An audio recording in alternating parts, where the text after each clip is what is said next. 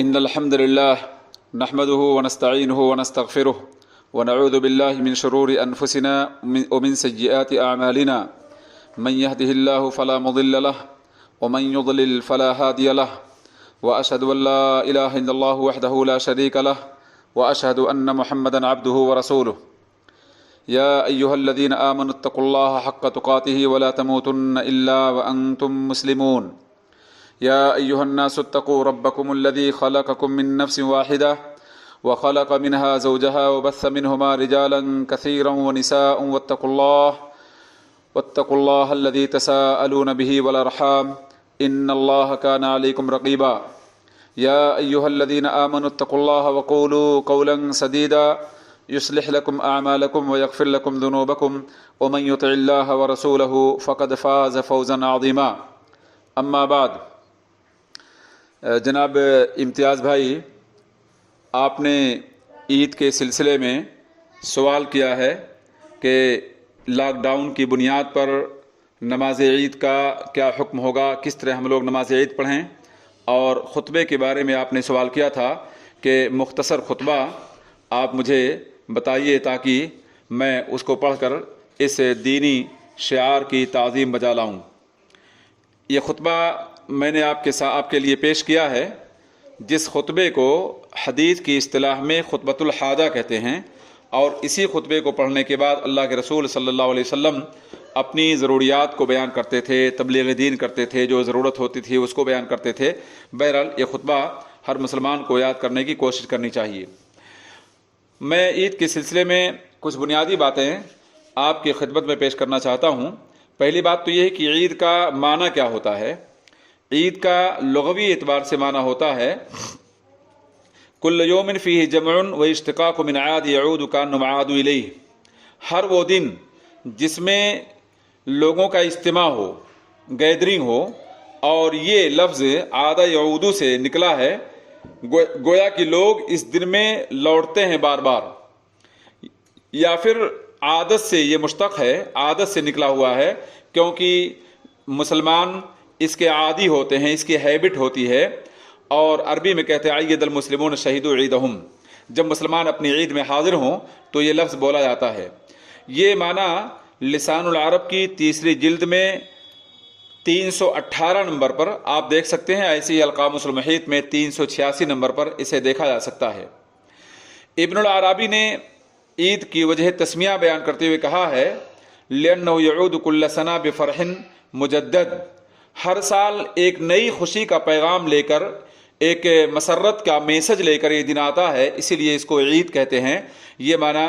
لسان العرب کی تیسری جلد میں 318 پر موجود ہے۔ عید کا قرآن میں استعمال ایک جگہ پر ہوا ہے، عیسیٰ علیہ السلام کے قصے میں۔ اللہ رب العالمین کا فرمان ہے ربنا انزل علینا مائدۃ من السماء تکون لنا عیدا لاولنا وآخرنا وآیۃ منک، یعنی ان لوگوں نے دعا کیا تھا اے اللہ رب العالمین، اے ہمارے رب، ہم پر آسمان سے کوئی دسترخوان، ریڈی دسترخوان نازل کر دے، جو دسترخوان ہماری عید ہوگا اور تمہاری جانب سے ایک نشانی ہوگا۔ یہ آیت سورہ مائدہ 114۔ اصطلاحی اعتبار سے عید کا معنی جیسا کہ ابن تیمیہ رحمہ اللہ سے منقول ہے، العید اسم لما یعود من الاجتماع علی وجہ معتاد، اما بعود السنہ او بعود الاسبوع او الشہر او نحو ذلک۔ اس کا مطلب ہوا عید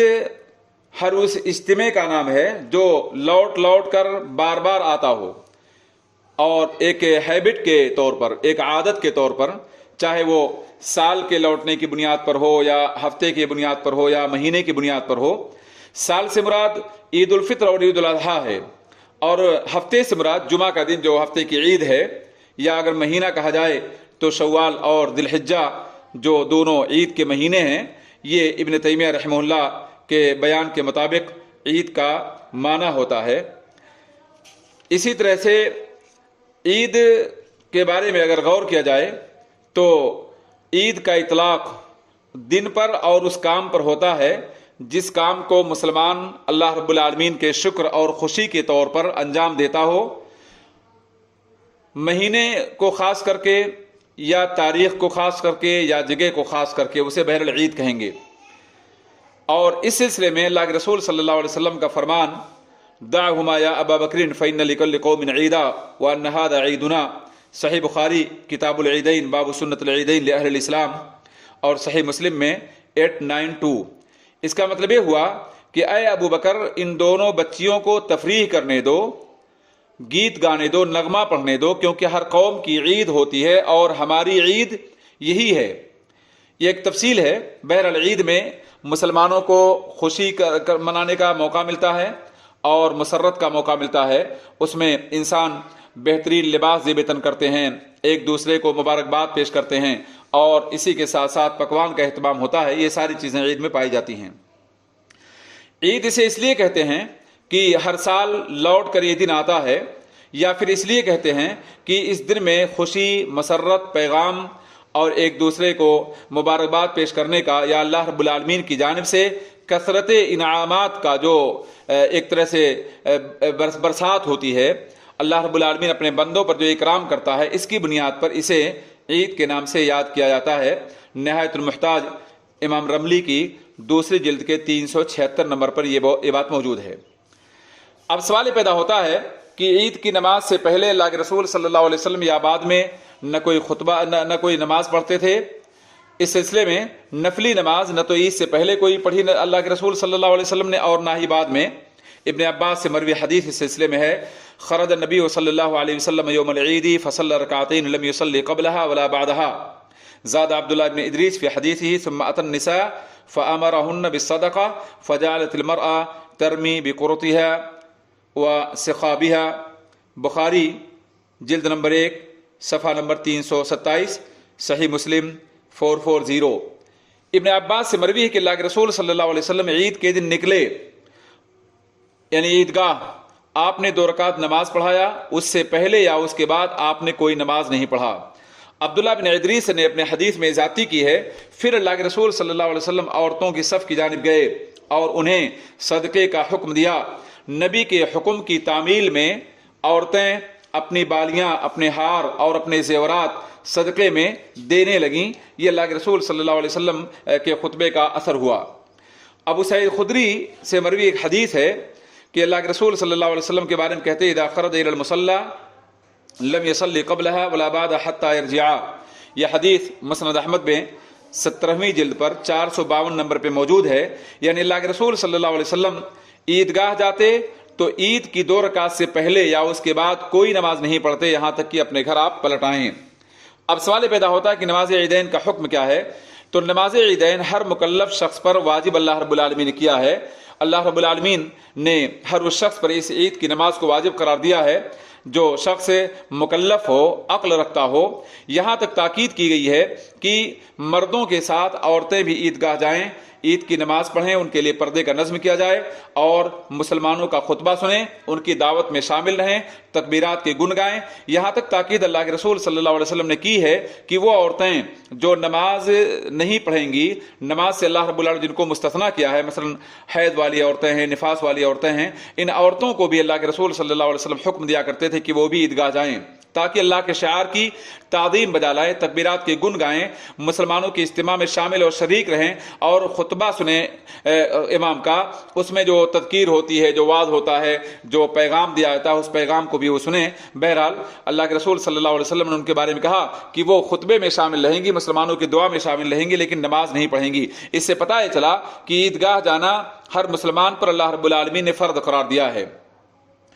تکبیر کے کلمات کے سلسلے میں بھی ہمارے ہاں بڑی عجیب باتیں پائی جاتی ہیں، جبکہ تکبیر کے سلسلے میں سلمان رضی اللہ عنہ سے جو ثابت تکبیر ہے اللہ اکبر اللہ اکبر اللہ اکبر کبیرہ، سنن بیہقی کی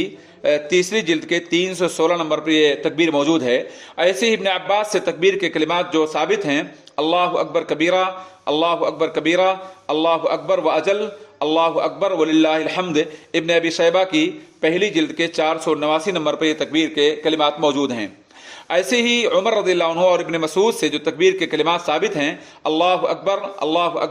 لا الہ الا اللہ واللہ اکبر وللہ الحمد، یہ بھی مصنف ابن ابی شیبہ میں 1 جلد کے 488 نمبر پہ موجود ہے۔ سوال پیدا ہوتا ہے کہ لاک ڈاؤن کی بنیاد پر اس سال عید کی نماز شاید عیدگاہ میں نہ ہو سکے اللہ رب العالمین سے ہمیں دعا کرنا چاہیے ہمیشہ عافیت کی، اللہ رب العالمین کی مغفرت کی، حالات کی سازگاری کی، انسانیت کی حفاظت کی، بلاؤں سے نجات کی۔ اللہ رب العالمین اس بلا کو جلدی سے ختم کرے تاکہ ہم اللہ رب العالمین کے شعار کو آزادی کے ساتھ انجام دے سکیں۔ لیکن اگر لاک ڈاؤن باقی رہتا ہے تو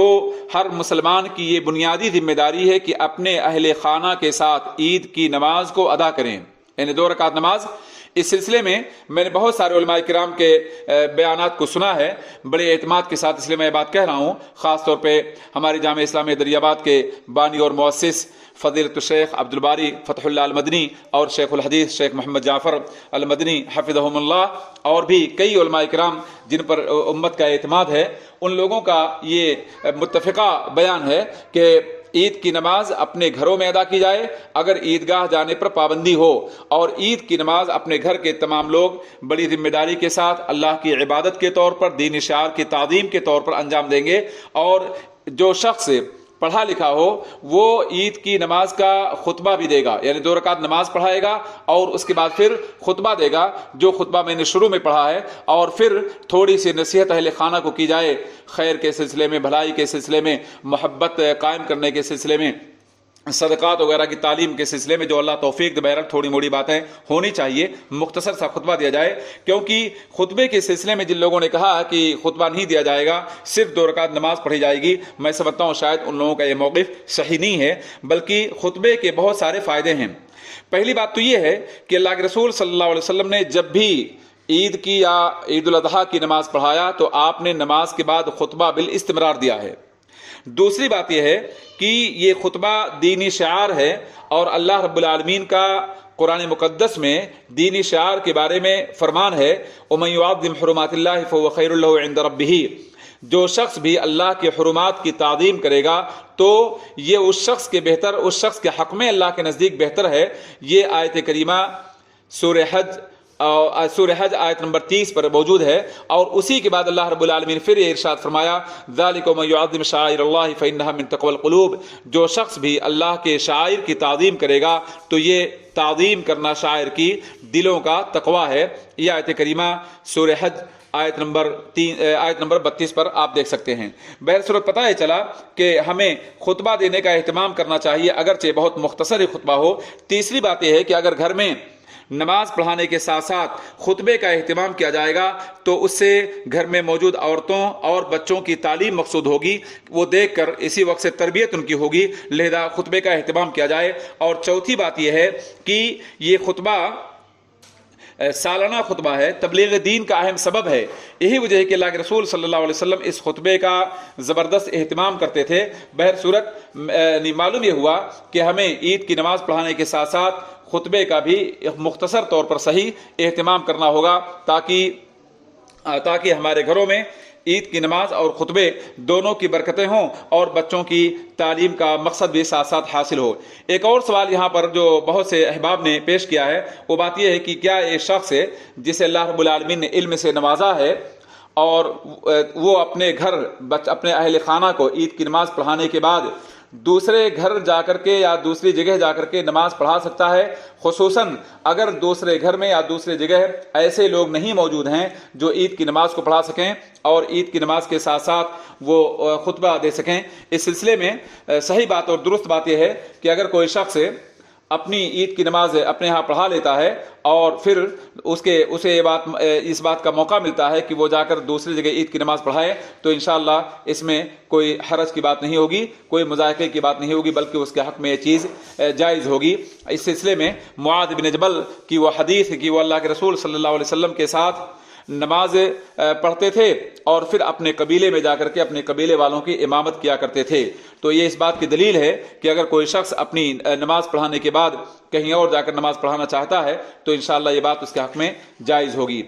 اسی سلسلے میں ایک بات اور ہے کہ عید کی تکبیر کے سلسلے میں بڑا اختلاف پایا جاتا ہے۔ اس سلسلے میں عمر بن عوف مزنی رضی اللہ عنہ سے مروی حدیث کے الفاظ ہیں ان النبی صلی اللہ علیہ وسلم کبر فی العیدین فی الاولی 7 قبل القراءۃ وفی الثانیہ 5 قبل القراءۃ۔ یہ حدیث ہے صحیح ترمذی کے 442 پر موجود ہے، اور اسی طرح سے آپ اس کو سنن ابن ماجہ میں 1279 پر دیکھ سکتے ہیں، صحیح ابن خزیمہ میں 1438 پر دیکھا جا سکتا ہے۔ اس کا مطلب یہ ہوا کہ اللہ کے رسول صلی اللہ علیہ وسلم نے عید الاضحیٰ اور عید الفطر میں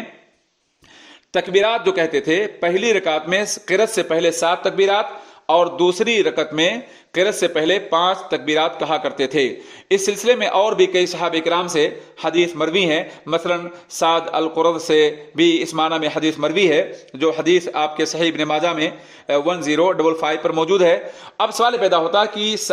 12 تکبیرات یا 6 تکبیرات سے نماز پڑھنے کے سلسلے میں فقہا کی کیا رائے ہے؟ اس سلسلے میں امام احمد رحمہ اللہ، امام شافعی رحمہ اللہ، امام مالک رحمہ اللہ یعنی پہلی رکعت میں قرأت سے پہلے 7 اور دوسری میں قرأت سے پہلے 5 تکبیریں کہنے کے قائل تھے، اور اس سلسلے میں عمر رضی اللہ عنہ، علی رضی اللہ عنہ، ابو ہریرہ رضی اللہ عنہ، ابو سعید خدری، جابر رضی اللہ عنہ اور ابن عمر اور بھی بہت سارے صحابہ کرام سے روایات مروی ہیں۔ رہا معاملہ احناف کا تو ابو حنیفہ رحمہ اللہ اس سلسلے میں پہلی رکعت میں تکبیر تحریمہ کے بعد قرأت سے پہلے 3 تکبیریں اور دوسری رکعت میں قرأت کے بعد 3 تکبیریں کہنے کے قائل ہیں، اور یہ احناف کا مسلک ہے۔ لیکن اس سلسلے میں اگر غور کیا جائے، جیسا کہ فقہاء محدثین اور فقہاء کی بڑی جماعت کا ماننا ہے کہ امام احمد بن حنبل اور امام مالک رحمہ اللہ اور امام شافعی رحمہ اللہ ان کا موقف راجح ہے، اور یہ قرین قیاس اور دلیل کے بموجب یہی چیز ثابت شدہ ہے۔ بہر صورت اس سلسلے میں آدمی کو اختیار دیا جائے گا، وہاں جیسے حالات ہوں اس کے مطابق وہ عید کی نماز کا اہتمام کریں۔ اللہ رب العالمین سے دعا ہے کہ اللہ رب العالمین ہم سب کو عید کی نماز سنت کے مطابق، نبی صلی اللہ علیہ وسلم کے طور طریق کے مطابق پڑھنے کی توفیق دے، اور ہمیں خصوصیت کے ساتھ یہ دعا کرنا ہوگا کہ اللہ رب العالمین کرونا وائرس کی وبا کا جلد ہی خاتمہ کرے، تاکہ آئندہ آنے والے ایام ہمارے لیے خوش نصیب ہوں، ہمارے لیے مسجدوں کو آباد کرنے کا موقع ہو، عیدگاہ آباد کرنے کا موقع ہو، اور تعلیم اور دوسرے اعمال جو ہمارے منجمد ہو چکے ہیں اللہ تعالیٰ جلد ہی ان اعمال کو آسانی کی طرف لے جائے اور ماحول سازگار ہو۔ اللہ سے دعا ہے کہ اللہ تعالیٰ مجھے اور تمام سامعین کو حق اور خیر کی توفیق دے۔ السلام علیکم ورحمۃ اللہ وبرکاتہ۔